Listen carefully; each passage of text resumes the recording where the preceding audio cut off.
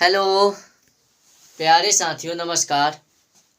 मैं कुंदन कुमार आप सभी लोगों के सामने लेकर आया हूँ हिंदी का यानी हिंदी में जो पदखंड है उसका चैप्टर 7, 8 और 9 का एग्ज़ाम यानी परीक्षा में बार बार पूछे जाने वाले सिलेक्टेड क्वेश्चन, जो कि एग्ज़ाम की दृष्टि से बहुत ही महत्वपूर्ण है।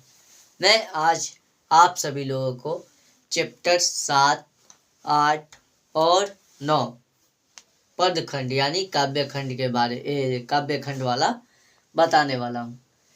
इससे पहले मैं आप सभी लोगों से अनुरोध करना चाहूँगा कि प्लीज़ इस सेशन को अपने दोस्तों में शेयर कीजिए, ताकि हमें अधिक से अधिक बच्चे जान पाएँ, अधिक से अधिक प्यारे साथी जान पाए।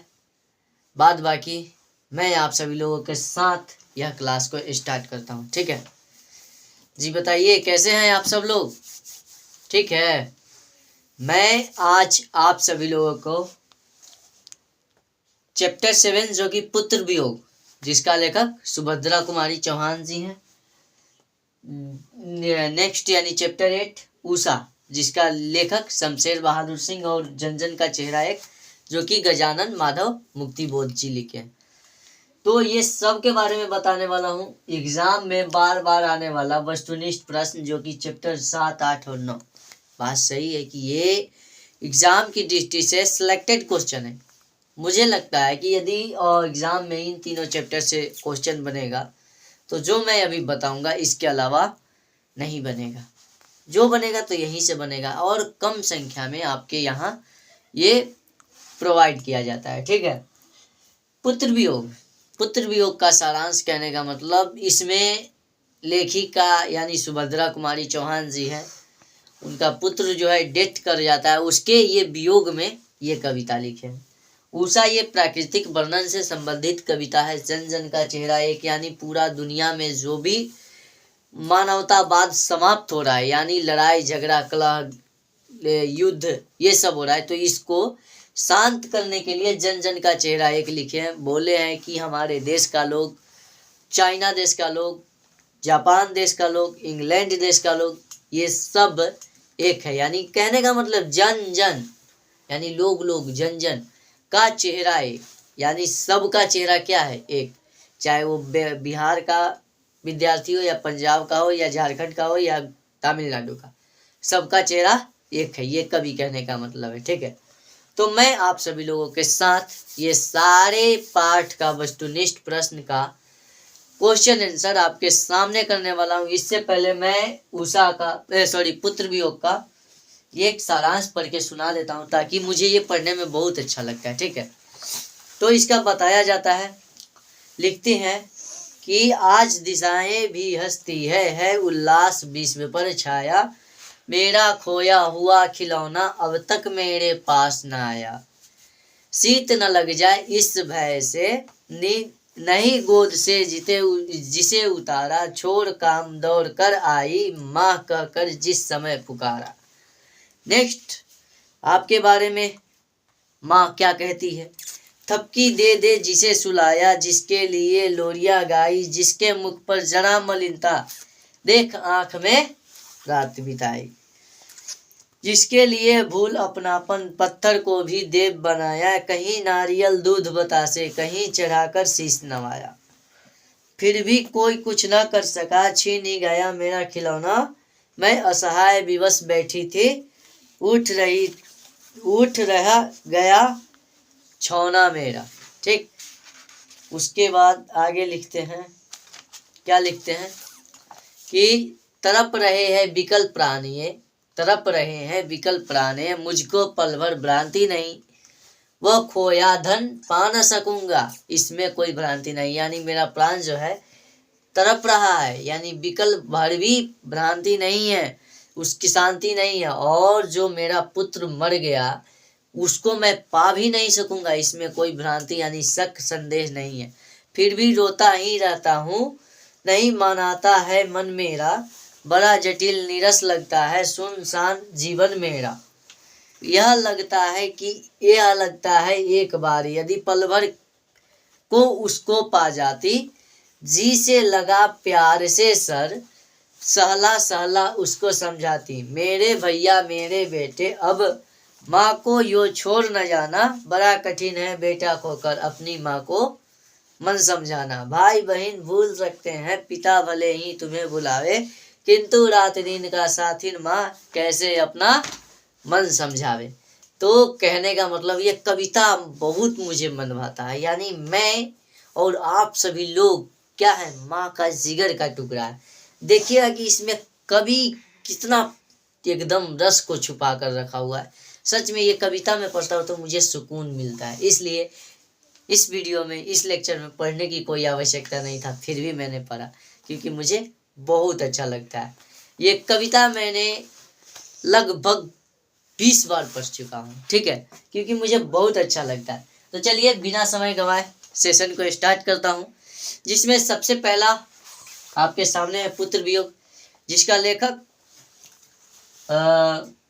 उषा जी हैं। हाँ, पुत्र वियोग का लेखक सुभद्रा कुमारी चौहान जी हैं। मेरा खोया हुआ खिलौना अब तक मेरे पास ना आया, यह पंक्ति किससे है? तो ये तो कट से मार दीजिएगा कि पुत्र वियोग से है। पुत्र वियोग में माँ जी का जीवन कैसा हो गया? तो सुनसान जीवन हो गया। माँ किसके भय से अपने लाल को गोद से, तो किसके शीत न लग जाए इस भय से। समझ में आया? मैं असहाय विवश बैठी रही, उठ गया छौना मेरा, यह पंक्ति ये भी पुत्र वियोग से। पुत्र वियोग शीर्षक कविता की रचना सुभद्रा कुमारी चौहान। ये जितना भी बता रहा हूँ एकदम VVI क्वेश्चन है, एकदम नोट कर लीजिएगा, एकदम खुल के तैयारी कर लीजिए। सुभद्रा कुमारी चौहान का जन्म कहाँ हुआ था? इलाहाबाद, उत्तर प्रदेश में। नेक्स्ट क्वेश्चन आपके सामने, सुभद्रा कुमारी चौहान का निधन कैसे हुआ? तो ये भी क्वेश्चन बहुत VVI है, क्योंकि कार एक्सीडेंट में हुआ था। जब कार में वे एक जगह से दूसरी जगह ट्रेवल कर रहे तो अचानक उनकी मौत हो गई। वर्ग 9 की पढ़ाई तक शिक्षा, नहीं ये क्वेश्चन उतना आती नहीं है। गुलामी का नशा किसकी रचना है? तो ठाकुर रामनाथ सिंह की रचना है। नेक्स्ट क्वेश्चन इसी का है, सुभद्रा कुमारी चौहान का जन्म कब हुआ था? 16 अगस्त 1904 में हुआ था।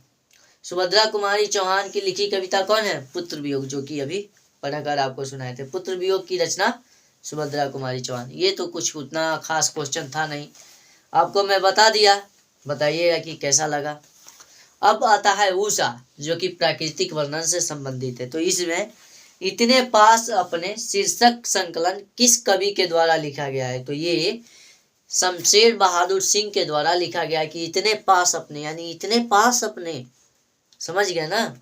किसके द्वारा लिखा गया है? शमशेर बहादुर सिंह के द्वारा। नेक्स्ट क्वेश्चन, कवियों के कवि किसे कहा जाता है? एकदम VVI क्वेश्चन, इसको टिक कर लीजिएगा, माइंड में सेट कर लीजिएगा। इसको कहते हैं लॉलीपॉप क्वेश्चन, ठीक है।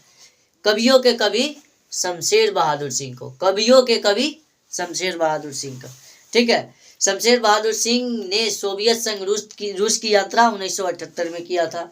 प्राकृतिक वर्णन से संबंधित उषा कविता है। शमशेर बहादुर सिंह की रचना निम्नलिखित में कौन है? टूटी हुई बिखरी हुई।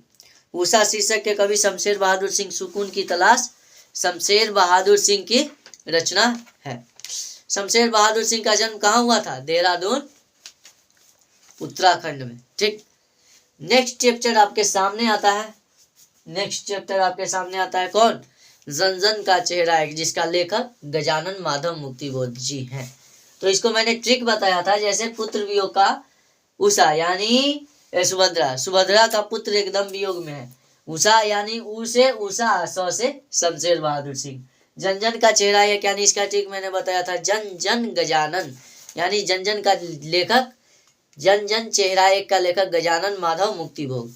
तो ये है क्या कि मुक्तिबोध का पूरा नाम क्या था? गजानन माधव मुक्तिबोध, गजानन माधव मुक्तिबोध। दानव दुरात्मा एक, मानव की आत्मा एक, यह पंक्ति तो यह जन जन का चेहरा एक से लिया गया है, ठीक है। मुक्तिबोध ने MA किस विश्वविद्यालय से किया? तो ये किस विषय पे किया? तो ये हिंदी विषय में क्या किए? ये BA किए, MA किए, ठीक है। मुक्तिबोध का जन्म कहाँ हुआ था? तो ये श्योपुर, ग्वालियर में इनको हुआ था। हिंदी साहित्य में गजानन माधव मुक्तिबोध का उदय कैसे कवि के रूप में माना जाता है? तो प्रयोगवादी के रूप में। जन जन का चेहरा एक शीर्षक कविता किसकी रचना है? तो गजानन माधव मुक्ति बोध जी की रचना है। किसकी रचना है? गजानन माधव मुक्ति बोध जी की रचना है। नेक्स्ट क्वेश्चन आपके सामने कि मुक्ति बोध ने किस विद्यालय से एमए किया? तो ये तो आपको बता ही दिया हूं मैंने कि मुक्ति बोध ने किस विद्यालय से एमए किया। तो ये नागपुर विश्वविद्यालय से एमए किया। उसके बाद एमए कब किए? कौन से सब्जेक्ट थे? तो ये हिंदी से किए थे। नील नदी अमेजन मिसौरी में वेदना से गाती हुई बहाती हुई नदी जिंदगी का धारा, यह पंक्ति किससे लिया गया? जन जन का चेहरा एक से लिया गया।